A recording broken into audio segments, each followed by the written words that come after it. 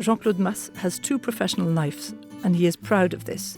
That of a winemaker, of course, but also that of a wine merchant. There are many bridges between the two activities, and the second has often allowed him to discover new terroirs. Un négociant est négociant, vu le stock que je porte pour les raisins achetés, je porte autant de stock que c'était moi qui produisais moi-même les raisins.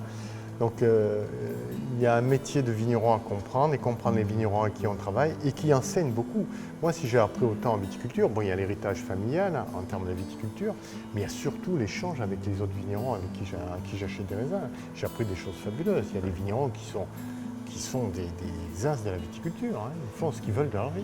Et du coup, ça te donne aussi une connaissance des terroirs qui est extraordinaire, parce que tu achètes dans tout le... Voilà, partout. Ça va du Gard, on couvre toutes les régions. Ouais. Même j'achète encore dans des régions où j'ai pas de vigne encore.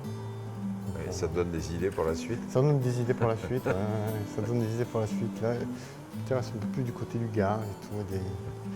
Mais c'est quoi la différence fondamentale entre avoir un domaine comme ça et faire des vins en achat de raisins? Est-ce qu'il y a une différence qualitative? Est-ce qu'il y a une différence de conception même du vin? L'achat de raisin, pour moi, c'est un peu, c'est un exemple. Si j'ai créé un modèle, c'est sûrement sur l'achat de raisin.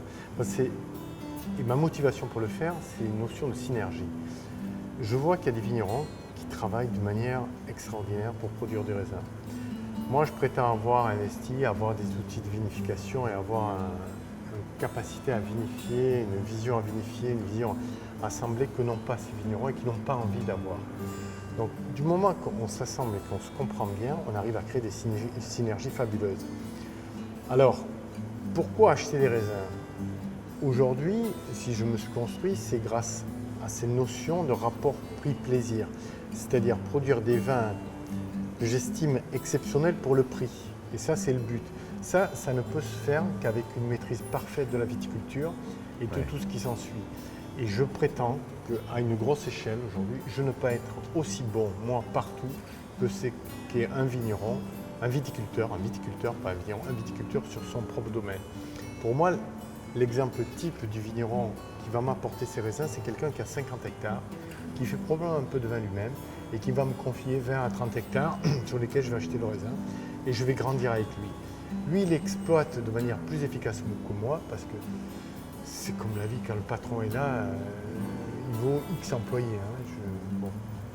Quand c'est sa propre entreprise, on a une efficacité qui est autre qu'une équipe et donc ça, il faut le respecter. Et c'est des gens qui apportent des raisins de qualité extraordinaire, qui ont des terroirs parfois et qui n'ont pas du tout envie de vendre. Donc tout va bien et je leur achète le raisin et je le vinifie de la manière la plus efficace possible pour faire la meilleure qualité. Ça me donne des vins de rapport prix-plaisir extraordinaire. Lorsqu'il s'agit d'investir, soit ce sont des terroirs vraiment exceptionnels à découvrir, comme c'est parlé la Ferrandière, soit c'est des terroirs où le raisin va coûter très cher. Et je préfère produire ces raisins que payer à quelqu'un. Voilà, c'est dans ma stratégie. Si je dois payer des raisins très chers, je préfère les produire moi-même. From his family estate, he has acquired or developed 15 vineyards over the past 20 years, each with very different personality and assets. It starts with the Montagnac estate, Château Paul Mas, where Pisnas appellation wines are found alongside successful varietal cuvées. Between the Étang de Thau and Montpellier, the domaine Silène des Pérales spreads its 50 hectares of organically grown gravel and clay limestone soils. It is also here that Jean-Claude Mas created Astilia, certainly the most ambitious and astonishing project of all his adventures, entirely carried out in biodynamics. In Limoux, Jean-Claude Mas has acquired the vast Martinol estate, where he produces, among other things, very successful sparkling white wines. Between Corbières and Minervois, it is the Domaine de la Ferrandière, which stretches over the spectacular area of the dry pond of Marseillette, a preserved enclosure of varietal wines of a remarkable freshness. Two appellations complete a landscape of exceptional diversity, the rolled pebbles of Cré-Ricard on the Terrasse du Larzac and the mastered generosity of Loriga in the Côte du Roussillon. Le romantisme dans notre vin. Ouais. Le vin, c'est enivrant. C'est cette espèce de être là au bon moment, avec le bon produit, au bon endroit avec le bon produit. Et après, c'est considérer qu'il faut vivre de ce qu'on fait. Il ne faut pas tomber que dans le romantisme de notre métier. As he grew, he did not lose his sense of wine, of each wine.